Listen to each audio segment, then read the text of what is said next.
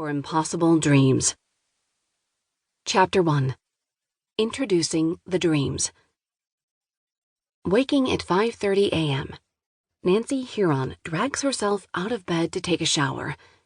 After weeks of trying, with some success, to get up at 4:30 to walk on her treadmill in the garage, she has finally given up and let herself sleep in. Work email kept her up the night before. The treadmill will have to wait. By 5:45, she is showered and wrapped in a thick bathrobe.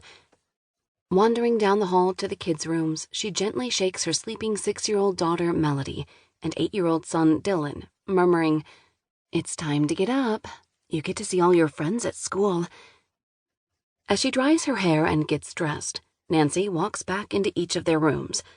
She repeats various encouragements with increasing firmness. "Come on, it's time to get up. Time to get up now. You can do it. I know you can. Your clean clothes are folded outside your door. Pick out something to wear." The kids slowly emerge and get dressed. Dylan bounces into her room smiling and says, "I'm ready, Mom. I even have my socks on." Making their way downstairs at 6:17, Nancy sets breakfast on the table. Kix cereal, vitamins, and a banana. She reminds them to stay focused. At 6:26, she repeats, "Okay, no playing with your napkins. Eat your food. No paper airplanes. Come on." Frustration mounts as she glances at the digital clock on the microwave. Somehow, in the next 20 minutes, she braids Melody's hair, clears the breakfast dishes, and puts on a necklace and a touch of lipstick. Nancy wears her daily outfit of slacks, pumps, and a sweater set. A single working mom, she doesn't have time to shop. She stocks up once a year at the Ann Taylor outlet store. Nancy reminds each kid to put on shoes and make sure they each have their backpack, sweatshirt, and homework as they file out of the kitchen into the garage. She remembers to grab the kids' snacks waiting on the kitchen counter and makes her way out the door.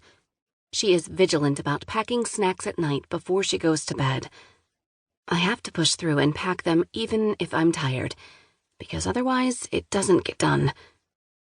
They're all out the door at 6:46.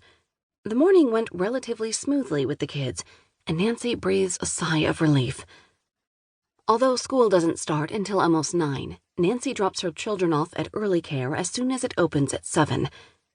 "It's just one of those things that breaks your heart," she says. After dropping off her kids, Nancy heads to Starbucks for a skinny vanilla latte before hitting the road. It's a regular stop. "I don't care if I'm late. I have to. I'm completely addicted." Today she is driving 60 minutes to corporate headquarters. As a senior director at Silver Lake Hospitality, SLH, Nancy splits her time between corporate headquarters and the multiple hotels for which she is responsible. Her closest property is about 45 minutes from her suburban home. While she is in line for coffee, her fingers fly over her company-provided smartphone. Head down, inching forward, Nancy spends the time in line replying to emails.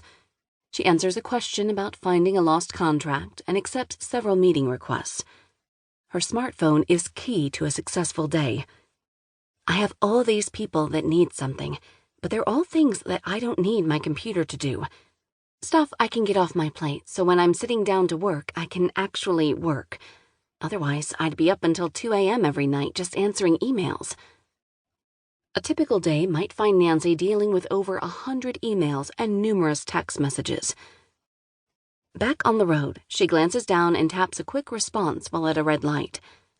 "I would not be able to do the job if I didn't text and drive." Fast forward to the evening. Today is one of the 2 days a week that Nancy leaves work at 4 p.m. so she can have dinner with her children. She picks up the kids from after-school care and they are home by 5. She leaves her smartphone on the kitchen counter, changes into her pajamas, and makes dinner.